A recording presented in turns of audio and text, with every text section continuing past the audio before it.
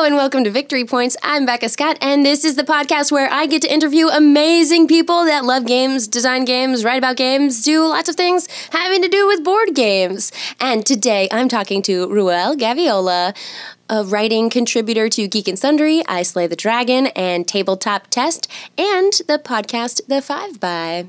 He is, incidentally, also an absolute joy of a human to game with. Aw, thanks, Becca. Happy to be here. And a very happy birthday to you, Ruel. Thanks. I don't want to be anywhere else except here on my birthday. Talking to you about games. Good, because you're not allowed to leave.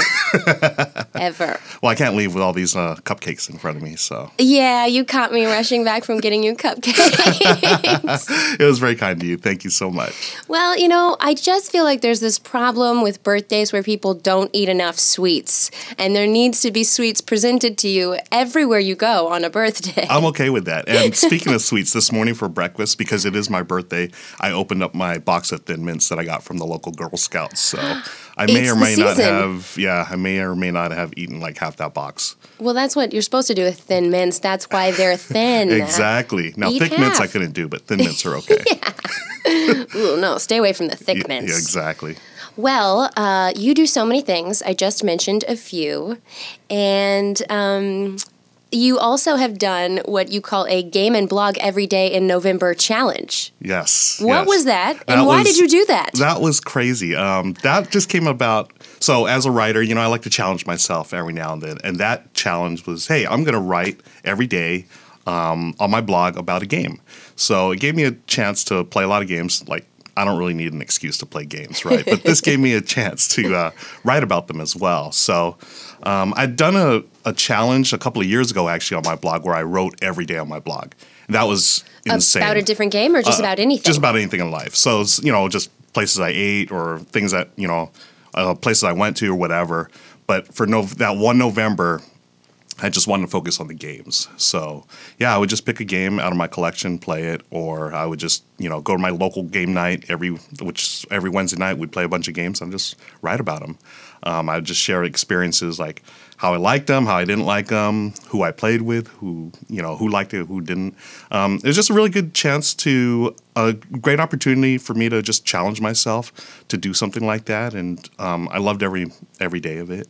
You leveled up in your board gamer life. Yes. And today I'm actually leveling up. That's right. Yeah, my birthday and everything. And oh yeah, right? Birthdays are the ultimate level up for sure. They are. What is it like to write about gaming, and how'd you get into it? Did you write about other things before? Or? Yeah, so I went to school as an English major back in the day at UC Santa Barbara. Go Gauchos! And I've always been a reader and writer. I get that from my mom. She devoured books when we were kids, and I just always remember there's books everywhere in the house. And when I was a kid, I remember her giving me a dictionary. She said, "Oh, Ruel, read this dictionary." Read the dictionary? Yeah, I'm like, Mom, why would I? No, Mom. Yeah, I'm like, Mom, but then she gave me this, it was like one of those cool, like, kids' dictionaries with a bunch of photos in them and cartoon or drawings and stuff. So that's how I, learned to love the language, was reading this dictionary, like a Macmillan how old dictionary. Were you? I was like, I don't know, 5 or 6, I think. And you read no wonder you're so brilliant. Thanks, but I didn't read it cover to cover. There's parts where I skipped, the boring parts, right?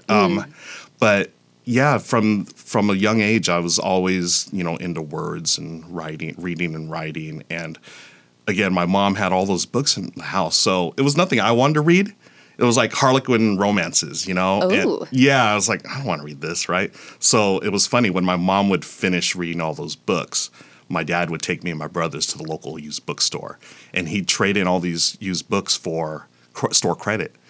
And the store credit, of course, me and my brothers, we're buying comic books. Awesome. Yeah, so that's what really, really triggered my love of reading and writing, was just reading all these great stories about Superman, Spider-Man, Batman, Gru the Wanderer, all these, great comic books. Are you still an avid Marvel and DC reader? I still enjoy it. I don't think I'd say avid, but I mean, I still really love, all those universes. I mean, it's so cool to, get outside of yourself and see these, cool people doing cool things. Yeah, I take the shortcuts. I watch all the movies, right? And I've read a few comics, but there's only so many obsessions you can have and be loyal to at one time. time. That's so true. Yeah. So all the times that I spend playing games, I don't have time spending to watch movies or. There's never enough time. Exactly. We need more time. Yeah. If only, say, a nuclear bomb would drop, and I happen to be in a bank vault with very thick glasses Exactly. on. But I would bring an extra pair of glasses. Oh, good call. Just in case, right? You never know. Oh, man. So we're talking about an episode of The Twilight Zone. Burgess Meredith. Oh, is that the name of the episode? That's the name of the actor. The name of the actress. Oh, Burgess Meredith. Yeah, okay. He's the actor. He was also the trainer in the original Rocky. And what else do I know about random facts here? The name of the episode, I think, was Time at Last. Time at Last. Yeah, I love the Twilight Zone. Time at Last. That is an excellent episode. Yeah, I love that episode. I love the Twilight Zone as a kid, too. But anyway, so... yeah, right. We're talking about board games. We're talking about board games and writing. So that's really cool, your Every Day in November challenge. Yeah. And the 5x, what is that? The 5x. So the 5x, I started listening to this podcast about a year ago. It's put together by Mike Risley out, and they have a staff of writers and podcasters who review 5 different board games on each episode. And the episodes or the segments are 5 minutes each. So within a half an hour, you got 5 reviews of board games, and I loved it. It was like one of those things where, like, I love all kinds of board game podcasts, but a lot of them started going long, right? So an hour is cool, 2 hours is all right, but once you get to the 3-hour point, I'm like, can't do it anymore. Oh, so, you are a loyal listener. Yeah, I try to be, but the 3-hour mark, that's pushing it for me. So when the 5x came along, I was like, I love the format. It was like they cut out all this fat, and it's just the reviews, that's it. And pre-written, so it's very polished. It is. And so, earlier, I think it was about March or April last year, Mike just dinged me on Twitter. He's like, hey, you want to come on? And I was like, of course, I'd love to. Do I want to do the thing I'm a fan of? Seriously, absolutely. Right? Yeah. So, of course, I jumped on it, and I've been with them ever since. I think I've done about a dozen episodes or so, and I love it. It's so cool to be part of the 5x. Well deserved, because you are an incredible writer and know a heck of a lot about games. Thank you. I might say. So, this is my favorite question to ask people. What did you play as a child? What did I play as a child? So, my first memory of gaming really is with my mom. And this is a funny thing. She taught me and my brothers how to do math with playing cards. Oh. Right? So, it's sort of got us ready for gambling as well. She would teach us the game. Yeah. Prepare kids for practical purposes, right? Got to be ready for anything. So we played blackjack as kids, and my mom was, hey, the ace is 1 or 11. Add that to a 2. We're like, oh, so 1, 2, 3, or it could be, right? That's brilliant. Yeah. Right. Make learning fun. Exactly. And the jacks and queens and kings are worth 10. And so that's my first memory of gaming. But like other kids, played Monopoly, played Risk, Sorry, all those things. And that, throughout my childhood, that was it, those type of games. But it was when I moved out of the house, during college and everything, I really got into poker. Oh. Poker was it. How into poker? Like. Competitive? Yeah. I played in tournaments, and I've done the Wow. online thing for a while. And yeah, it was really, really, it was fun. But it's a whole different world. It's got this own subculture of degenerate gamblers, basically. Right, yeah, and the televised competition aspect. Yeah, so I was living with a couple of my buddies when we would host weekly, poker games and stuff, and sometimes we'd go out to Vegas or the local Indian casinos or whatever and play poker. And that's so cool. Yeah, it's really cool. And then as everyone's getting older and starting to marry and settle down, have kids and stuff, the poker game sort of died out, right? And so I didn't play as much poker. So one day I just, out of nowhere, I decided, I'm going to, check out these board games that I saw online, right? I saw, it was actually Will Wheaton's Tabletop. Really? I stumbled upon that just randomly on YouTube, right? And I was like, oh, these look cool, right? I've never heard of any Ticket to Ride, Pandemic, whatever. I've never heard of these. So 4 years ago, in January, I remember ordering Pandemic, and that was the first modern board game I ever Wow. played. Yeah. It's so crazy that all of us who are so in it and we're sucking up the newest game all the time, it hasn't been that long. I mean, sure, Catan's been out, 17 years or something like that? But there were... The renaissance of gaming has just happened in this relatively short span of time. Yeah. And it's so crazy to think about how much it's changed our lives. It really, it's amazing, right? I mean, we are really in the golden age of board games. And when I got Pandemic, you know, I sort of knew what it was about, but when I opened it and put the pieces on the table and start playing, I was like, wow, this is nothing like any other game I'd played before. You know, it was a cooperative game. It was, you know, I had all these like cool little cubes and stuff. And I remember playing, I was like, oh my gosh, this is something really cool. And you know, I got my wife to play it. She didn't really care for it. So I'm like, okay, whatever. So I can solo it, right? So I soloed game for like a month. Oh, amazing. Yeah. Now, is that in retrospect? Is it because she's not much of a cooperative game player? She is a cooperative game player. I got to be careful what I say. Oh, right? I know. I mean, like in terms of her preference in gaming, because I will say, I'm not afraid to admit that cooperative games are not usually my first choice. Yeah. But I do appreciate Pandemic. I think it's one of those where it's really hard to beat the game. I think. Yeah. Which is the sign of a good cooperative game. Agreed. Yeah. The tougher they are, the better. I think. Yeah. And yeah, Michelle, she prefers competitive games, which I do too. But I do have a soft spot for Pandemic just because it's the one that got me into it, right? Actually, I think that was one of my first modern games as well because my older sister... this is the first time I'm giving her credit because we're extremely competitive with one another. But she's actually the one that gave my parents Settlers of Catan and Pandemic, and to Suro, no T, and the T is silent. And so those are ones that were in the house, and that I started realizing, there's more games out there than just Monopoly and Risk. And Pandemic is definitely one that we played a bunch of. Yeah. Nice. Just quick, gotta brag, not humble brag at all. I was at Spiel in Essen this past year, and I got to open one of their deluxe Pandemic boxes, and it's this beautiful, like, Tiffany's blue metal lunchbox kind of thing. It's like a briefcase, and it has like a medical cross and says Pandemic on top, and you can actually hang that on the wall like art, and then inside it's really, really nice pieces, some wooden pieces, and I got to unbox it with Matt Leacock, who designed the game. No way. Yeah, so we did a little unboxing of that. Just bragging. I was going to say humble brag, but it's a brag. It's a brag, Yeah, it's a straight up brag. That's so cool. It was one of the coolest moments that I've gotten to experience in gaming. Wow. That's awesome. So, yeah, you know, had to brag about that. All right. So we should mention, because it's becoming a recurring thing on this show, you're a fan of Twilight Imperium. I am. We're not going to get too much into it. Just want to shout out that I have Becca Tall Rex. You have Mechatal Ruel. Yes. Yeah. And what's funny is, so we'll keep it short and sweet. Ever since we played Twilight Imperium together, I cannot get the name Beccatal Rex out of my head. Yes, it's working. Yeah, it's ingrained. So I can't even, I'll read it. It's like, that's Beccatal Rex, not Beccatal Rex. So kudos to you, my friend. Just get in their brains. Just plant a little seed and invest everything. Like Inception. Yeah. Now, I asked you some games you might want to talk about, and you gave me a long list because you have a lot of favorites. Yes. And one that I would love to talk about is Court of the Dead, Mourner's Call, which you recently play tested. Yes. Well, played, but with a sneak peek copy, I guess. Because the Kickstarter copies are being manufactured right now. Right.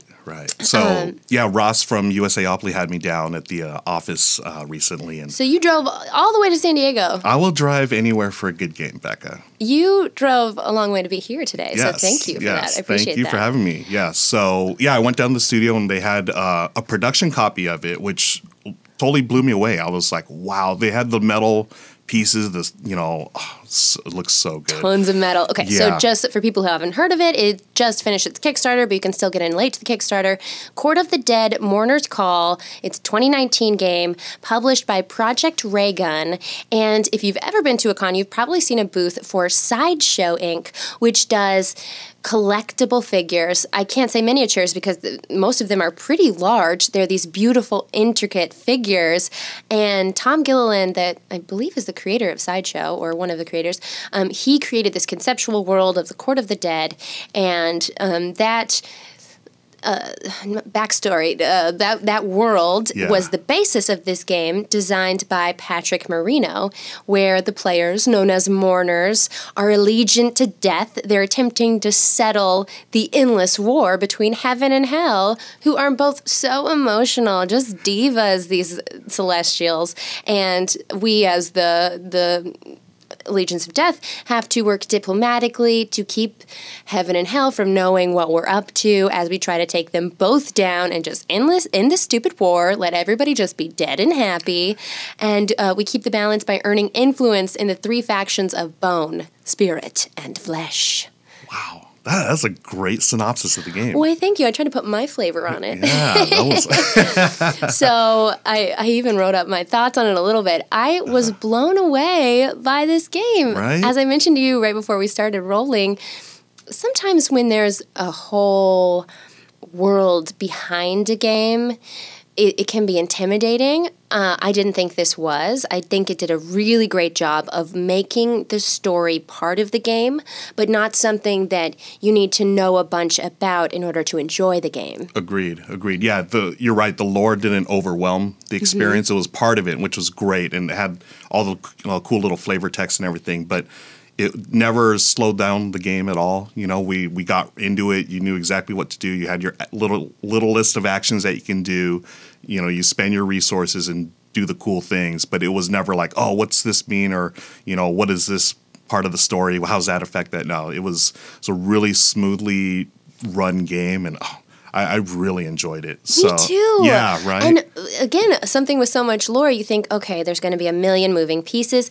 And there were a lot of ways to win, but only a limited number of ways to earn points. Mm-hmm. So not a point salad. You just are earning influence in these 3 bars with very intricate player boards. And by intricate, I mean, I like when there's the levels of the player board, the indented player board. Yes, just like Scythe. Have you played Scythe? They have... Scythe. Yeah, they have the same thing where everything's, you know, you have little indents where you can slot your stuff. And something about an indented player board is all just about it. So magnetic. Yes, yes. Well, unless it had magnets, that'd be even better. And that's one of the pieces that involves metal, because your counters for counting your influence are skulls made of metal. I just want to turn those into jewelry or something. They're so fantastic. The skulls were the best part. I love playing with those little things. Like, they were so heavy metal, you know. It's like, you know, heavy metal. Yeah. See what you did there? So, yeah, I really liked the resource management part of the game, because every time I wanted to do something, I was like, oh, well, I can't do it. It had sort of like a semi-cooperative bit to it, where you didn't want that one track to get too high, because then you would lose figures off the board, I believe it was. Right. There's the celestial track where you need to make sure that heaven isn't getting too powerful. And then anytime you bring one of your figures, one of your demon-type creatures onto the board as a worker placement type of mechanic, then that will anger the gods of hell, or the demons will get too powerful because they have too many minions around. Yeah. And so that we're balancing together, and something bad will happen to you if you're the one that tipped the scales. Right. So I like that it keeps it from being too cutthroat. Right. Because you have to work together in this way. Exactly, or else you all suffer something, right? So, yeah, I like that balancing act that you're talking about. And it puts in a bunch of different mechanics, but it doesn't feel like mishmashed, because there's also card drafting each turn, and then it's your hand management after you've drafted the cards. Yep. So much going on. And, okay, so I think my favorite part of Court of the Dead is it's 90 minutes. Right? I mean, I love a game that it feels like it's the right amount of time to play. Obviously, we talk a lot about how we love Twilight Imperium. Yes. And that is 8 hours, maybe 6 if you have 4 players, maybe less if you're playing every weekend. But this actually took 90 minutes, and it didn't give you that feeling of, oh, wait, but if I had more time, I was going to do this thing, which some games end too soon that way. Right. What did you think about? I totally agree with you. It's that 90 minutes was like the sweet spot. You know, I think Anything shorter, it would have felt like, oh, I'm missing a few turns here. I wish I could have done more. Anything longer would have been just bloat, right? It was like the perfect amount of time. And it reminded me in that aspect of Blood Rage. Like Blood Rage is one of my favorites, and it has this like epic scope to it, this epic game, and yet you can still crank it out in 90 minutes, right? Now, Blood Rage, I've played once. This is the game where Viking themed. Yes. Your goal is to get into Valhalla. So Right. essentially, you're trying to kill yourself. Yeah. And it's like, you have certain missions you want to do, so you want to kill other people too, but it's not a bad thing to die and go to Valhalla, right? You're going to get glory for that as well. So Glory. Yeah, and another point that you hit on, which I totally agree on, is the fact that it has so many different mechanisms. In this game, you have the card drafting, you have the resource management, you have the hand management, and I love games like that where it has a lot of different things going on, but it doesn't feel like it's overwhelming you, or it's not just this. It's not. I mean, it's a mishmash of mechanisms, but it's not like too much to handle. Yeah. It still runs smoothly. Sort of like this game called Twilight Imperium, which has Yep, which has a ton of cool stuff, but I mean, obviously it takes all day to play. But this game, Courtyard, it's brilliant. It's a great game. I'm actually, so you played with Pat Marino. Yes. So did I on Game the Game on Geek Sundry. If you haven't heard it, check it out. Seen it. It's a video. Okay. Good plug, Becca. Really smooth. But playing with the designer was really cool. Yeah. And I was very impressed because this was his first sort of from scratch game. He's done stuff for USAopoly, now the Op. The Op, Rebranded. that's right. Yes. I hesitantly say it because I think they're just now rolling that out, right as we speak. It's sort of happening. But I saw Roz Thompson post the Op, so I was like, okay, I think I can say it now. But he's done some of. I know he did a Rick and Morty version of Risk, I want to say. Okay. A Rick and Morty version of one of the things that USAopoly does. Right. But this was one of the first ones that he had done entirely his own design. Wow. Obviously based on an existing property IP, but so I'm really excited to see what he does next. Same here. Yeah, he was a great teacher. He's he taught the game. Obviously, it's his game, but just I really appreciate the style of teaching where he explains everything that you need to know, but it's very clear, and you can go in order and just figure everything out for yourself. But at the same time, he's there to give you a little helping hand. Yeah, totally. He was really good about that. Kudos to you, Pat. Yeah, shout out to Pat. Don't worry, we'll get him on here and we'll make him talk about someone else's game. There you go. I like this sort of dominoes effect we're doing here. Let's talk more about Blood Rage. Oh. What do you love about it? I love Blood Rage. I love it because it's epic. It's 90 minutes. It just plays really smoothly, and I feel like for new players, it's one of those games that looks a little more intimidating than it really is. So you have all these great figures on board. Everyone's moving on, throughout the provinces and areas. But when it comes down to it, it's very simple. You have a hand of cards that you card draft, like Sushi Go or Seven Wonders. You get your cards, you either play your card or play an action, spend your rage. Very, very simple. And if only I could spend my rage in life. As long as it's in a constructive way, it's I feel like it was so much easier for Vikings. Yeah. Now my rage just gets bottled up or goes out on Twitter. And Blood Rage was designed by Eric M. Lang, who is one of the titans of this industry. Yeah, I'm a big Eric Lang fanboy, total fanboy. He's sort of like the Einstein of games, and I'm just talking about his hair. I wish I had hair like that, right? He has his mad scientist hair, and I Yes. feel like it just tells you exactly who he is. Right. When you see him, you're like, oh, I get... Yeah, I see hair like that. I'm thinking game designer. Yeah, I'm right thinking off the bat. just ideas come from the hair. Right. And seep into his brain, and then genius emerges in the form of games. Yeah. He did Godfather. Yes. Which is a great one. I guess he worked on Arcane Academy. I'm Yes. cheating, I'm looking. Oh, it's all good. The one that I love that's out of print is Chaos in the Old World. What is that? That's a Warhammer board game that... Oh, I've heard of Warhammer. Yeah, you might have heard about it. I've gotten to do a couple how to play videos for Warhammer. Right. Shout out to me. Didn't they fly you out to England or whatever? Yeah, Oh, I got to tour 40K World. Wow. I've never been to England. I've always wanted to go. Buildings are older. Okay. And people talk funny. Oh, how's the food? Yeah. Yeah. I want to try fish and chips, though, out there. That's my thing. Well, for me, fish and chips is, we should mention that chips are fries. Oh, yeah. And then our chips are crisps. Crisps. And, now I've lost all the other ones. But there's so many delightfully charming, napkins are diapers. Really? Yeah. There's... So I put a diaper Trevor to my Noah face. has a whole thing in his stand-up set about... That's right. You want a napkin? When Yeah. he's buying his first taco. That's Anyway. right. It's a great. That's from his Am book, I going right? to need it? Was Yeah, it you're from going to the need book? it. Oh, Yeah. I don't know. It's his newest stand-up. Oh, the stand-up. You should read his book. His book is excellent. Born a Crime? Yes. So good. Well, yeah, that's, the title says it all. Yes.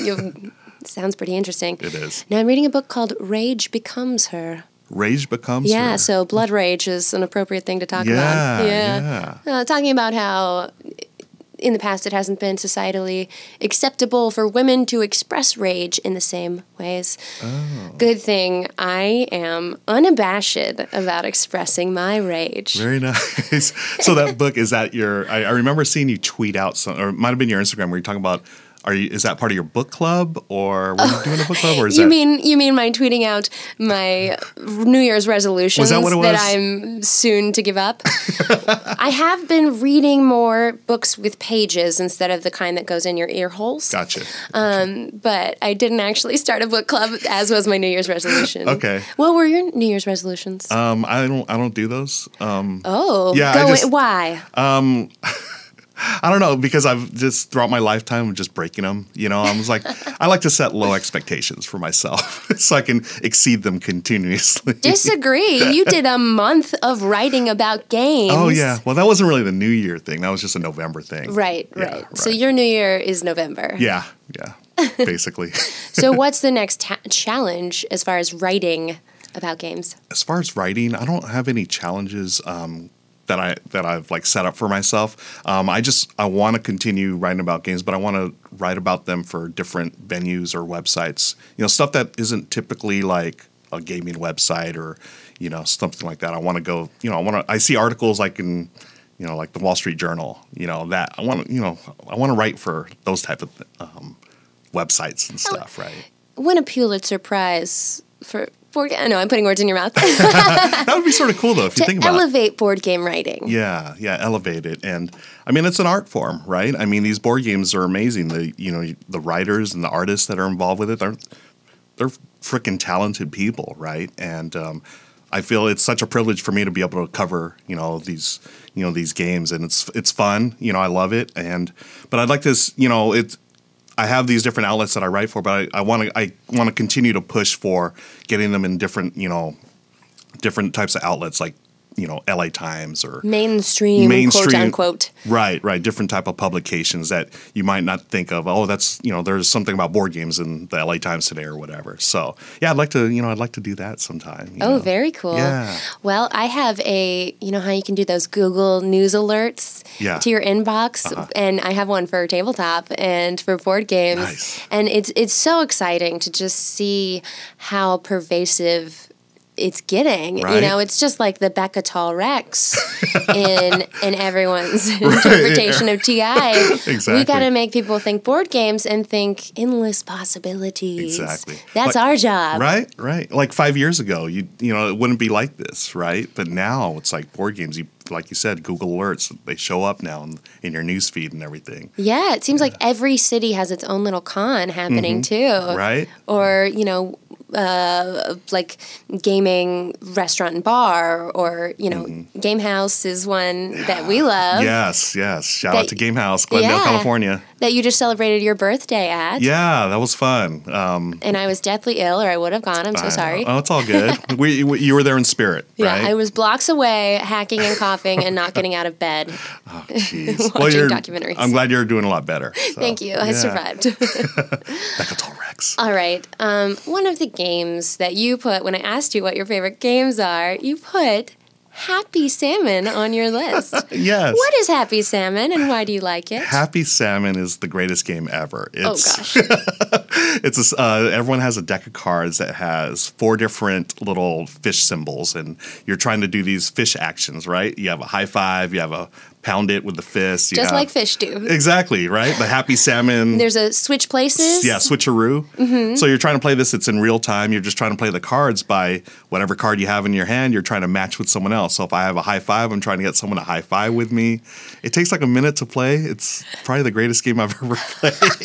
Do you want to know my beef with Happy Salmon? What is your beef with Or Happy Salmon? my fish with Happy Salmon. Yeah. I hate the daps. If anyone is wearing rings, if anyone has a stronger fist bump than me, I have been pummeled in the hand countless times playing Happy Salmon, and therefore I vow to never play Happy Salmon again. I can see why that would be a problem. For my knuckles. Yeah. Unless I'm starting a fight club, in which case Happy Salmon would be the first thing I throw down. Right. First rule about Fight Club is you can't talk about Fight Club. Second rule of Fight Club is you can't talk about Fight Club. Third rule of Fight Club, you got to beat me at Happy Salmon. And you can't talk about it. You can't talk about that. No. Wow, I didn't know you played with such violent players. That's crazy. Well, I'm used to playing with like my little nieces and nephews. So, well, they probably turn around and say what I'm saying about you. Yeah, now that I think about it, we've never played again since that first time. Mean Uncle Ruel keeps trying to get me to play his Happy Salmon game. Oh my. And then another one you have on there, it's another one of these simple, quick, we need a term for like a very table talky, eye contacty type of game. Is there a term for that? I don't know, party game, social game? Yeah, but more than that, I think, sure, party game. Okay. But it's also a qualifier for me in all games is whether there's enough eye contact in it. But one I really like that I played recently is The Mind. Oh my gosh, yes. Yeah. I don't know, that's such a unique game. Like I disagree. Before I played, I had to rag on it a little bit. Oh, really? I know I'm being harsh today. Do it. But my initial thought was, this is an improv game that I've played in every improv class. I didn't do my improv warm-ups today. And in every improv class, there's a game where everyone closes their eyes, stands in a circle, and counts to 20. But you're playing with a group of maybe 10, 15 people, and if anyone says the same number at the same time, you start over at 1. And so I thought, well, they just put this on cards. Really? But it's a different game with different strategy to it. And so the acting thing, so are you just counting off in your head, and what do you do? Counting aloud. Everyone's eyes are closed. Okay. So you and I could play with just 2 people, eyes open or closed.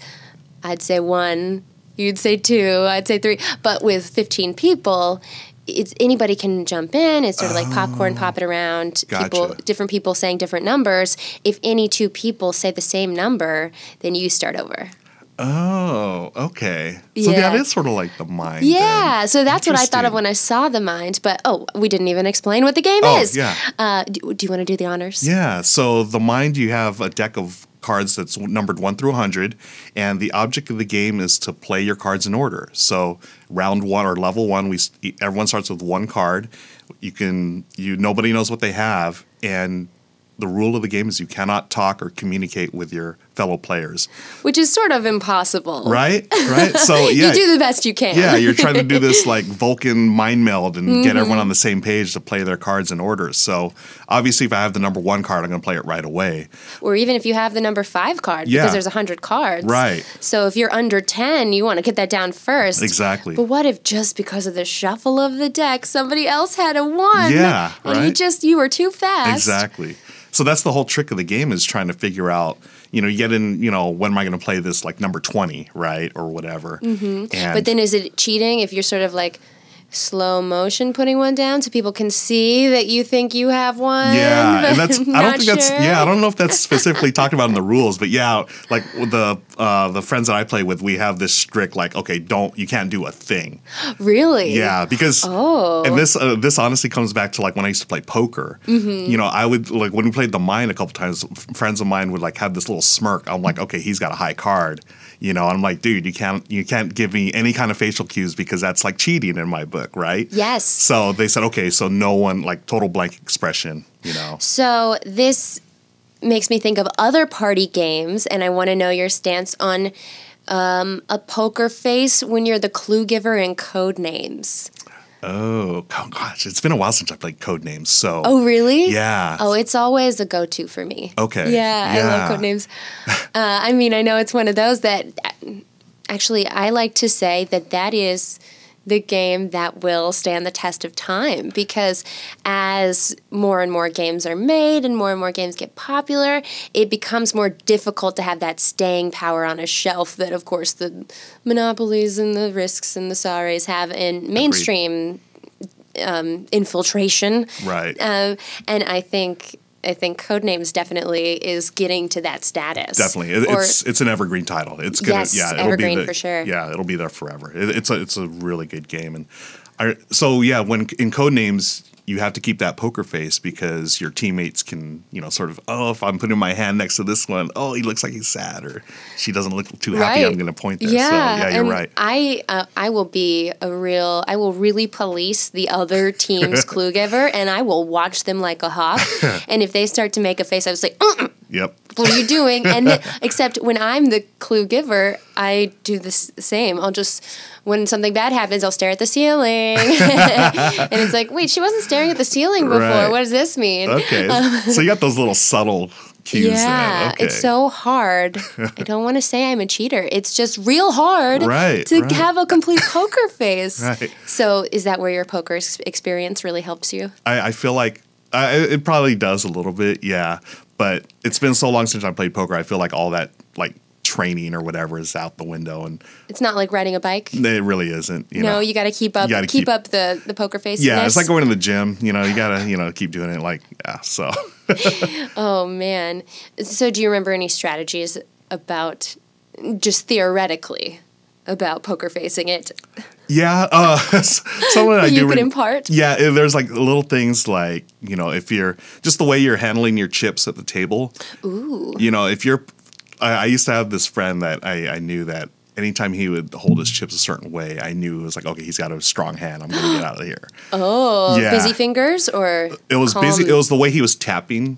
You know, he would tap it like 2 or 3 times. And I remember I was like, oh, so-and-so's got a big hand. I'm going to drop this one out. But if he wasn't doing that, I was like, okay, yeah, I'm going to put all his chips in the middle here. Did you ever tell them? Yeah, eventually after. Hey, you got a huge tell, dude. Yeah. Later on, after I won a few pots off of. By the way, I'm taking all your money, and here's why. Here's why. Oh, very cool.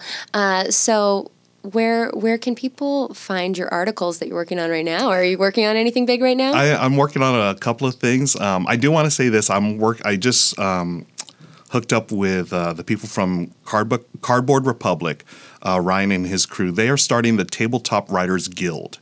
Oh. Yeah, it's really cool. It's geared towards writers who write about board games and tabletop games, and we're starting a guild. So it's going to be this association where we can all get together, talk, share resources, and I think it'll be out. The websites will be up by the time this airs, I believe. So tabletopwritersguild.org. I'm really excited about that. Oh, very cool. Yeah. As far as the other stuff, you can always find me at Ruel Gaviola on Twitter, RuelGaviola, or Gaming with Ruel on Instagram. Amazing. And you also have a blog. I do have a blog, RuelGaviola.com. You can find me there. Yeah. Ruel, it's always such a pleasure to talk to you. Thank you for coming in on your birthday to talk about some of your favorite games with me. I really appreciate it. Thank you so much. It's always fun hanging out with you, and we got to play Twilight Imperium soon. Oh my God, I'm going to crush you. Oh my, Becca Rex. Well, thanks so much to our whole 5 viewers. Well, thanks so much to our whole 5 listeners we now have. You are all very special to me. Thanks to Brian, Andy, Jeff, Marina, and Betsy. Those are all made-up names. But if I said your name, that was the real one, specifically towards you. Make sure that you guys rate, like, and subscribe, and do all the things. Review us so that other people can find this podcast. And we'll see you next time.